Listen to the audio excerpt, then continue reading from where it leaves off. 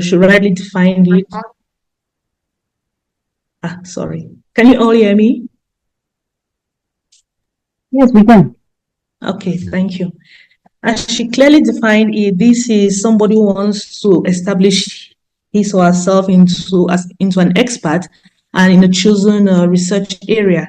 And by doing so, they want to establish themselves in a particular field by building a portfolio of publications, securing funding, and that's what she touched on, and she so well explained on how to secure funding, and also to build professional networks and building your personal brand. So I'll be talking more on how to build up yourself and your personal brand in order to stand out as an independent researcher. So before transitioning to an independent researcher, we usually work under our supervisors, our mentors in the university setting when we're doing our PhD, or even after the PhD, you move to another setting where you want to do your postdoc and acquire more skills. So in doing this or transitioning through these life stages, we usually find a mentor, and it is very crucial to have a mentor in order to follow the mentor's path and understand what somebody who is already independent is doing and what it entails to become an independent researcher. You are learning from the person's path, and you are trying to identify yourself with that person. And we should always be open to learning, because mentorship is key in developing yourself into an independent researcher for your growth. And not just being mentored, we should also start mentoring others. As we are being mentored by our supervisors, we should look for master's students, undergraduate students, or even high school students to mentor, and so that they should look up to us as a leader as we grow in our academic career. We should also develop professional skills. We should learn how to communicate in public. We should learn how to be bold and confident, because while doing that, you're building your personal brand. And we should learn how to manage projects. As Dr. Christelle rightly said, we have the NIH grants for project management and other grants that she mentioned. And we should stay updated in our field. We should stay current. We should read every day, read an article. What is happening in the field that I am developing myself in? Are there new developments? Have some areas of this field been abandoned? What is happening? And not just that, while teaching or supervising students, we should be able to be up to date, because there are new developments, and maybe sometimes students will come and challenge you in class that what you're saying is outdated. So we should teach and interact with students. That will help stimulate our brain in order to help us develop ourselves better. And we should look for opportunities at universities in order to enhance the skill. We should also engage in supervising students, and because this is a leadership profile.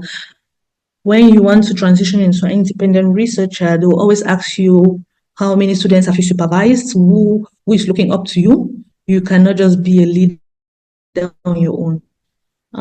Not just that, you can also look for transitioning roles. When you finish your PhD, you don't know whether you fall back to your supervisor or you transition into a different research topic. So while waiting to become an independent researcher, you can indulge or engage into a postdoctoral position.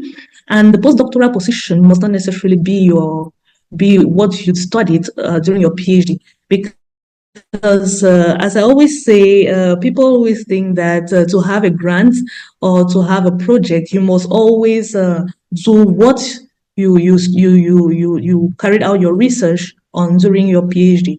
I don't believe in that ideology. I believe that if when you were doing your PhD or when you came in as a master's or PhD student, you were given a topic. And when you were given that topic, you had to search, you had to read publications, you had to read methodologies. And we do know that all the methodologies are standard. For example, a PCR machine has a standard way of working. So you can still develop a new idea using the PCR equipment and transitioning into another role and another project. You must not necessarily do the same thing that you did for your PhD. So we shouldn't be scared to indulge into new research areas which are different from what we did during our PhD studies. We should always prepare for interviews, because sometimes we can stumble on a grant proposal maybe 2 or 3 days before the deadline. So it's very important to be ready all the time, that if I meet Bill Gates or a funder maybe in a lift, what am I going to tell that funder? During my OWSD fellowship, I was trained on that we should learn how to do our elevator pitch, because at any point in time, you can meet anybody whom you didn't even think of meeting. And that's what happened to me when I went for my fellowship, the WHO fellowship in Geneva. I met one leader, a big leader that I was always maybe people usually told me that this is a leader in this field. I met that person on the streets, and I was like, is this the person I'm seeing in front of me? So I moved towards that person and greeted the person, and in just 10 minutes, we exchanged. He asked me what I'm doing. I had to articulate what I was doing perfectly well in order for me to establish maybe a relationship or even exchange our cards or emails to start discussing together. So we should be ready at all times to be able to brand ourselves and to be able to sell ourselves to anybody or to a potential funder wheresoever we may meet the person. And the fifth thing that we need to know is that we have to document our journey. While doing your PhD or when you finish your PhD, you should ask yourself, where do I want to be in 10 years' time? What do I want to do? And that's a key question during job interviews, during fellowship interviews. What do you want to do in 5 years' time? You should have long-term goals. And this is going to help you to build your career, to build your future career, even while you have nothing at hand.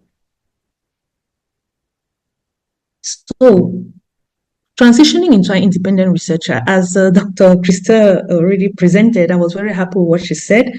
We should secure funding. And so I won't be elaborating more on that. We should apply for grants. We should start with small grants and gradually apply for larger ones, more competitive grants. But it all depends. Smaller grants is relative. Some people can start with $30,000 or euros. Some can start with 5,000. Some can start with 3,000. So it all depends what your small grant is. So it doesn't mean that when they say small grant, it doesn't mean small amounts or very, very minute amounts. So it all depends and it's relative. And we should also indulge into collaborative proposals. And this is very good so that you should belong to a network of people in a particular field. I won't get so much into this aspect, but I'll be moving to developing yourself and your personal brand. So now you finished your PhD research, or you have a doctorate degree. Your supervisor is already in a particular field of study that he has already identified himself into. You can still continue in the same line with your supervisor, or sometimes you try to divert a little bit from what he taught you. So you should try as much as possible to identify your niche, focus on a specific area of interest where you can build your expertise, and so that you should not be in conflict, or you should not have any conflict of interest with a particular topic that somebody is already doing. So you try to identify what really excites you. You should be happy about the topic that you want to engage into, because doing research, you must be happy and passionate to do it. If not, you won't excel so well in it. You must be passionate. You should be there at 7 o'clock reasoning, what have I not done? What am I supposed to do? And but if you choose topics that don't excite you or that are boring to you, you won't succeed. Because there are some people who choose maybe to work on medicinal plants and that excites them. Others choose to be working using a PCR machine or molecular biology or bioinformatics. Those are topics that excite other people but might be boring to others. So you should choose what you like doing. If not, your long-term goals won't be achieved. The third thing is that you should do a lot of literature review, identify gaps, emerging trends, areas that can contribute uniquely to your personality, because many people don't know that the key or secret in obtaining grants or developing your research niche is by reading. You have to read every day. I can bet you I developed reading skills when I went for my TDR fellowship at GNDI. They taught me how to read and identify research gaps in articles. And most of the times, you don't need to read all of the article or whatsoever. You just go maybe sometimes to the conclusion. And mostly in reviews, you see their recommendations, what they are recommending. And from there, you can pick a broad topic, and then you split it up, and then you identify your topic, what you really want to specialize in. And you should read all the time, because there are new developments in science. There are many things that are evolving. If you don't read, you'll be outdated. Before you wake up, people would be 1 million miles away from you. So reading every day is a key aspect to developing a strong research identity. You should have long-term goals, as I earlier said. Outline your research objectives. When you want to go for fellowships, they'll ask you, within 5 to 10 years, where do you see yourself? You should see yourself establishing maybe a research lab. You should see yourself establishing maybe, or buying some equipment, cutting-edge equipment that you've never had the opportunity to have.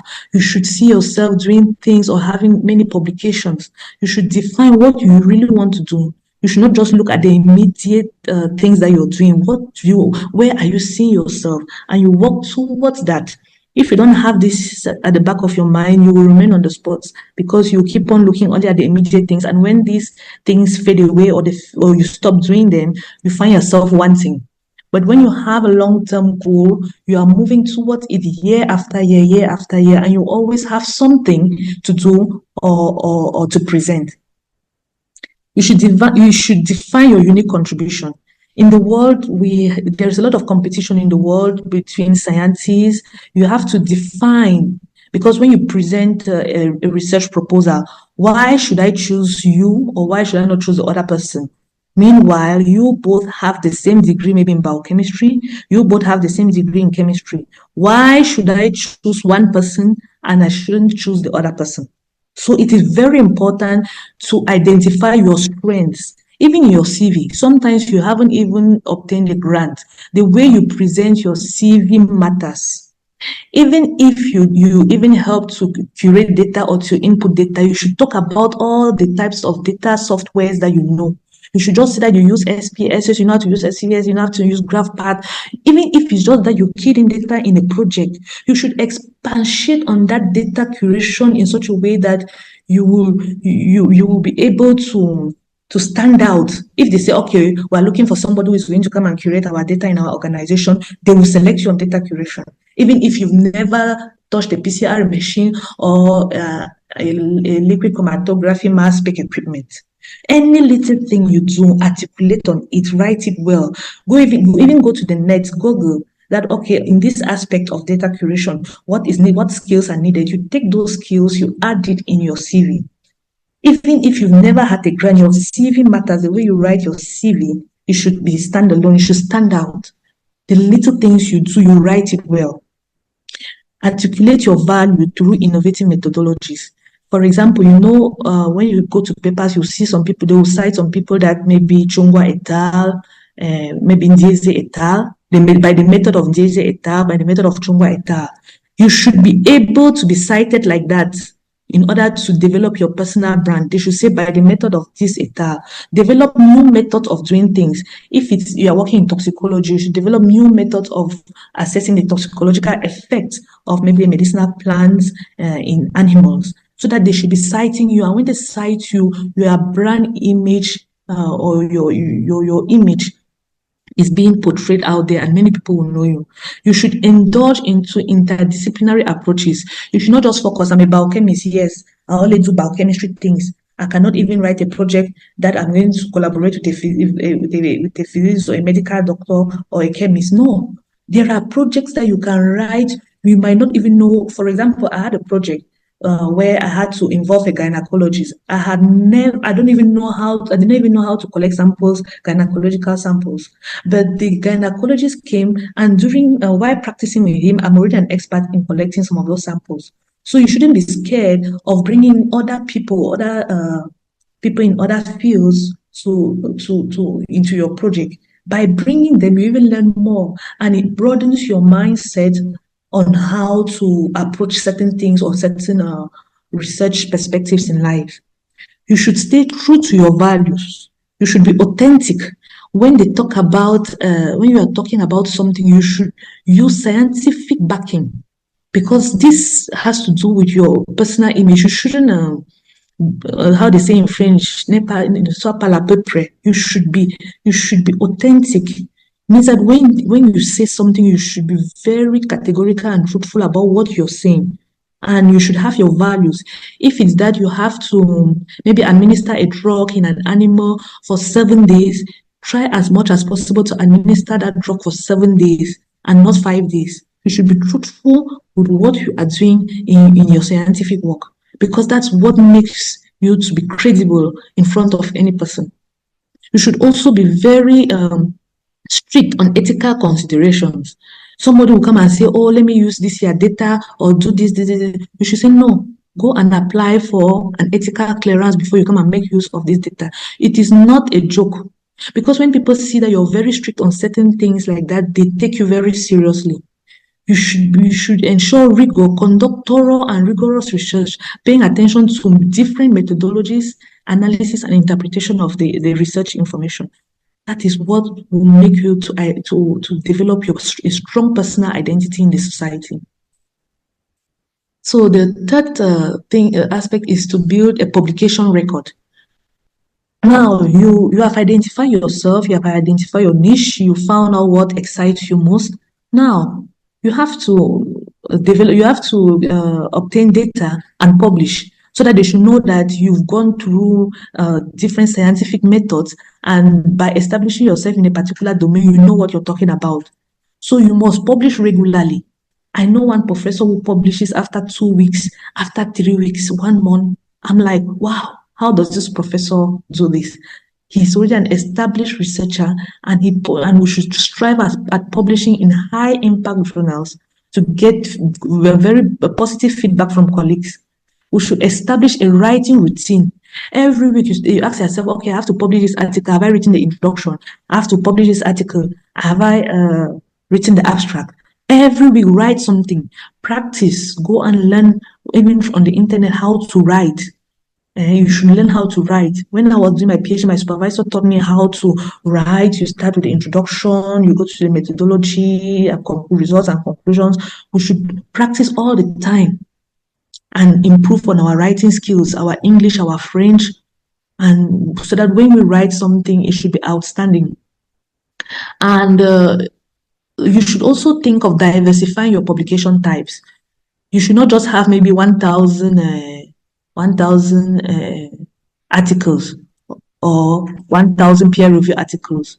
You should have peer-reviewed articles. You should have reviews, meta-analysis, conference papers, book chapters, so that when you want to talk about all of this, you should find yourself in all of these different papers that we are talking about.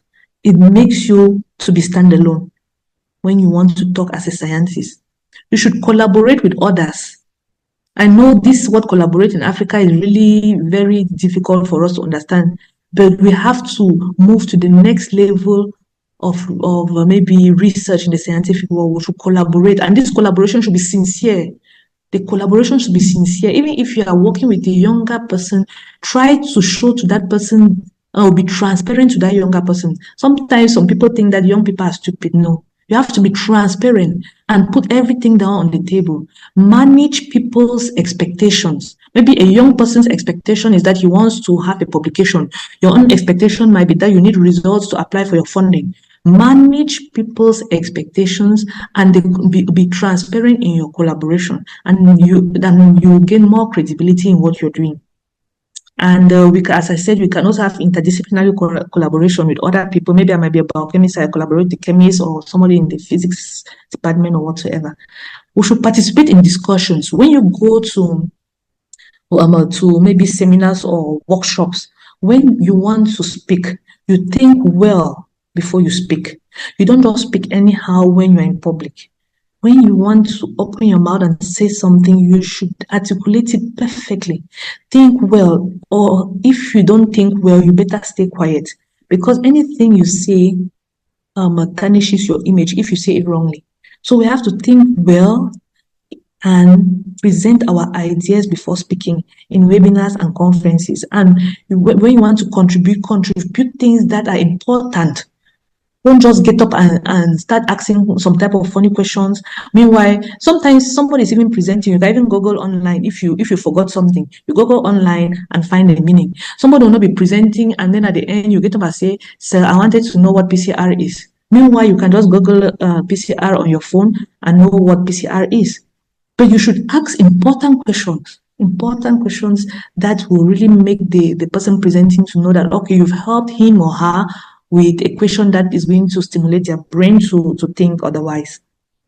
We should also have track our publications. I know this will surprise you. Some people, when you apply for grants, as Dr. Njese was talking about grants, somebody told me, one of my mentors told me that you should have an Excel file where you track all the grants that you apply for. And when I was preparing my presentation, I also saw that it's good that I should be tracking my publications. You should track your publications. Am I progressing? Am I publishing in a particular area? Am I dispersed? Because you see some people who publish on breast cancer, who go and publish to another person on, I don't even know, I don't know, in different domains or topics. And at the end, if the person wants to change his or her grade, pulling those publications together will be very difficult for the person. You should be tracking your publications as you're going ahead. Am I on the straight line? Am I focused in my way of publishing? You should document your progress. Keep a record of all the submissions, those that were accepted, those that were rejected. Resubmissions, track your publication journey. And you should be persistent and resilient. As Prof. also rightly said, Dr. Njese also rightly said, you should handle rejections positively and keep on submitting. So the fourth aspect is to build a personal brand. And I think this is the last aspect of building your personality. You should feature in online platforms. I thank Dr. Kameni for inviting us on this platform, because it also enhances our visibility. Sometimes you can be very good, but you're hidden in the drawers and nobody knows who you are. We should be engaged in the online platforms. You should talk, engage into discussions, present. And I think Professor Njese and Dr. Njese also spoke about being on LinkedIn. But I want to reiterate something about LinkedIn here. You should be able to always comment on LinkedIn. Many people on LinkedIn, but they're quiet. I used to be quiet, but it's just only recently that I go on LinkedIn, I see what other people are publishing, I like what you're doing, I repost, I do this. Just by doing that, you're also visible, because when you're resharing, when you're liking, when you're doing this, you are visible to other people on LinkedIn. But if you are just there, okay, I've created a LinkedIn profile, you are silent, you don't post, other people post, you don't comment, how will they see you? Because if you look critically, when you go on LinkedIn, when you go and like something, you are going to see many people who like that thing. And those people who like that thing, you can even see maybe somebody who is the head of maybe a company abroad, who came and liked. And when you go and like that, I like what this person did, that person who is a head of a company will come and say, okay, who is this person who also came and like this thing? Maybe this person is in my field of study. Maybe this person is following my research niche or whatsoever. Maybe that person now will go and search, who are you? Can I even collaborate with this person? What is this person even doing? So it is very important to do those small things. You might not have a post to share, but go and like what other people are sharing. It shows that you are enthusiastic, you're reading what other people are doing, and one day you also do it. So you should also be on O.S.C. O.S.C is very important. Even when you want to publish, they tell you to connect to your O.S.C link, so that your publications will be updated there. And in some grant applications, they ask for it. You should evaluate your online presence. Are you regularly online to be visible? You should be visible as you're growing as an independent researcher. When we hear of big professors, Professor Agbo, Professor Mbacham, Professor Cameo, you people ask yourself that, how are these people? Because when they enter, they know that somebody is around. As you are growing, you should start thinking of how that when you enter a public space, people will say, "Oh, that's that professor." And wow, I really want to go and greet her, or I want to go and greet him. You should build that type of profile about yourself in order to be transitioning when you're transitioning into an independent researcher. And you should stay current and adapt to change. Monitor the trends in your field of study. Maybe you're working on neglected tropical diseases. What is WHO thinking about neglected tropical diseases? Are they moving towards elimination timelines? When do they want to eliminate diseases? You might be sitting there, you're not even reading. You don't even know when they want to eliminate a particular disease, and maybe you're writing a project on how you want to develop one drug on that disease. Meanwhile, people are already at the level of elimination. So we should be current. We should, and you can even be writing a grant that you want to develop a drug or whatsoever. Meanwhile, there is already meanwhile they've already done mass drug administration until they're at the level of eradicating the disease. You are talking about developing a drug. So we have to read. We have to showcase our work, highlight our achievements. And while highlighting your achievement, you can highlight your grants anywhere you go. When they give you opportunity to present, you highlight your grants, your awards, significant collaboration. You are not being proud, but somebody will say, why is she highlighting this thing that she's proud? No, you are showcasing your work in order to attract many more awards and grants. People would like to work with people who already have grants. You should showcase your work. You should produce multimedia content, maybe videos about yourself, podcasts. On the WHO website, they usually send us messages that we should send postcards, we should send videos, so that they'll put it on during the TDR 50th anniversary. They'll be showcasing it. Those things we should engage into it. Try and send yours. If they don't use it, no problem. But you should try and do some of those things so that you should be visible. You should engage with your audience. As I said, even on LinkedIn, you're on LinkedIn, it is a platform where you have people. Don't just go there and create an account and be stagnant. You don't comment on people's things. You don't respond to people's comments. Somebody has shared something on LinkedIn. Go there and say, wow, thank you very much for sharing this. It's very interesting in my field of study. I would like to do this. Comment. Everybody will be seeing your comments. Be authentic and transparent and share your journey with people. Don't just talk to people about your successes, though that you are the best, or you have 5 grants, you have never failed. No, nobody in this world has never failed. We have failures and setbacks. When you are discussing with people, tell them your successes and your challenges. And I'm very happy that in this presentation, we're talking about challenges. We all have challenges that we face. So we should always tell people how we failed and tell people how we succeeded. It is very important. So I'm here now to tell you my own journey, how I transition. I'm gradually transitioning from an early career researcher. And as you can see on my extreme left, I think it's my left here, I had my supervisor who is called Professor Fidelis Chungwa, and he groomed me into a drug discovery expert, and I identified some hit molecules from some medicinal plants, and I obtained my PhD in 2019 against onchocerciasis and loa co-infections. And while doing that PhD, I worked with some young researchers in my institution, and we obtained a grant, and I was a co-investigator in that grant, and we identified some heat shock proteins in urine to be used as a diagnostic kit for onchocerciasis patients. And after that, immediately after my PhD, I had the WHO TDR fellowship, and I was supervised at the host institution, DNDI in Switzerland, by Dr. Sabine Spech, and my home supervisor was Dr. Agbo Gabriel.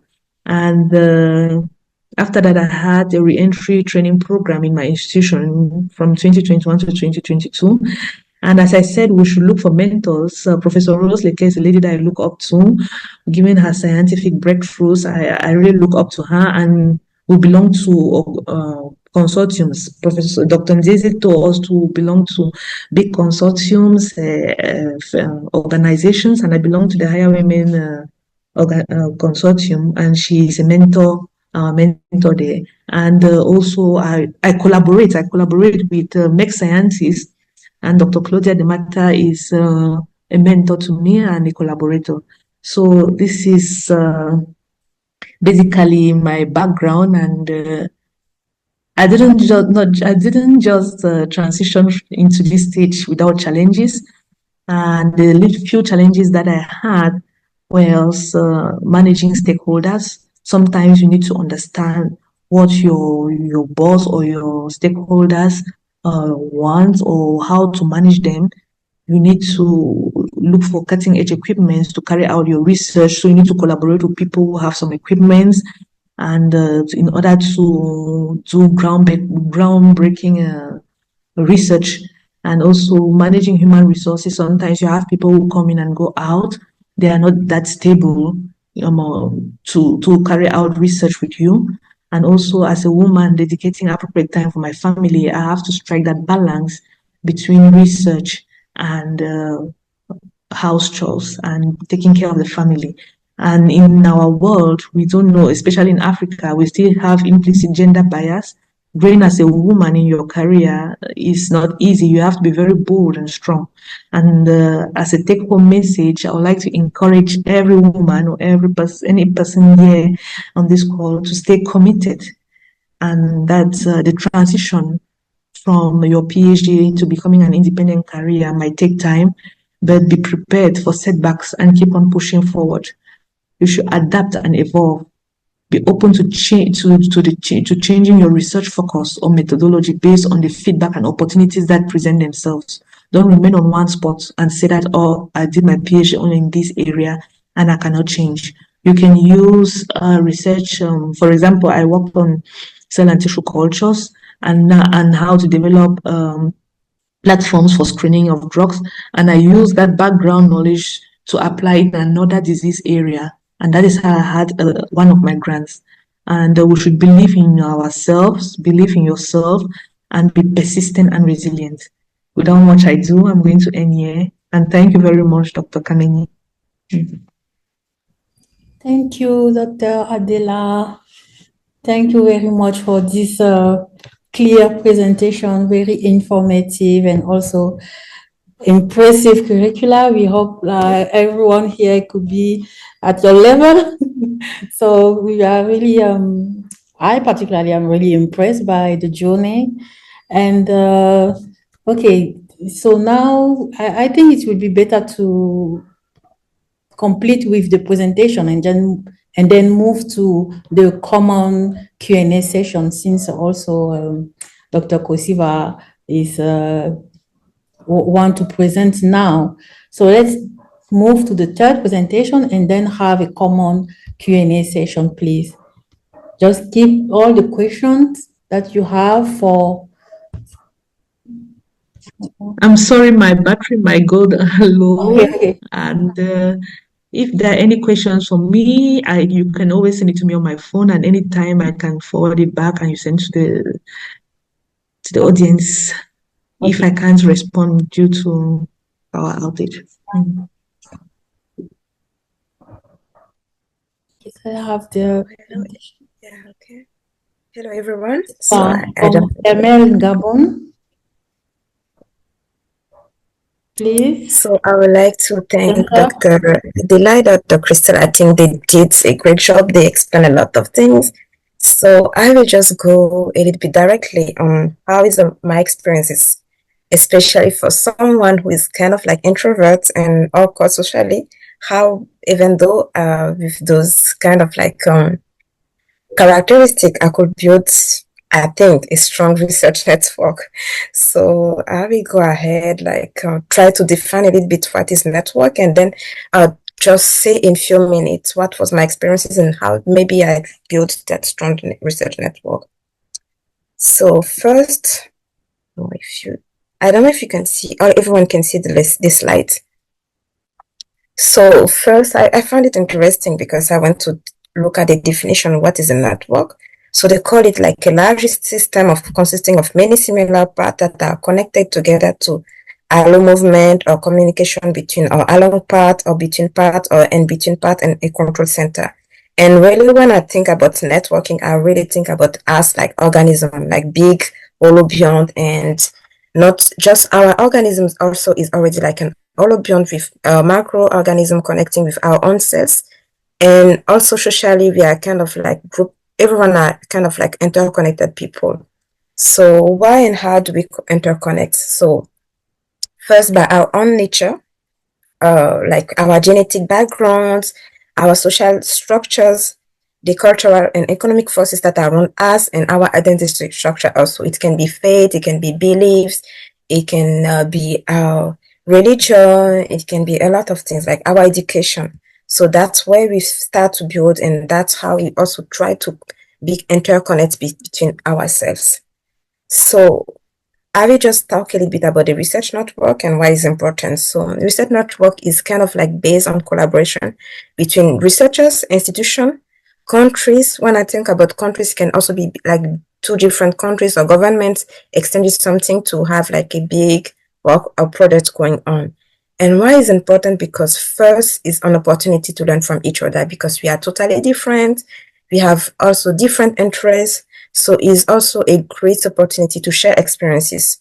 And then we can have access to perspective and expertise. Like I think Dr. Adela was talking when she had like this collaboration with a gynecology. So she saw a new perspective of how she can do her experiences. And that is bringing up this collaboration, boost the innovation, and also improve like how the science have to science is ongoing. So that's why it's really important to have a research network. Sorry, Kosiva. Yes. Going to be cut, so I would like to do it myself so we can connect again directly instead of being cut like this. Okay. Okay. So what did I say? I share my slide with you, or let me close the chat and so we can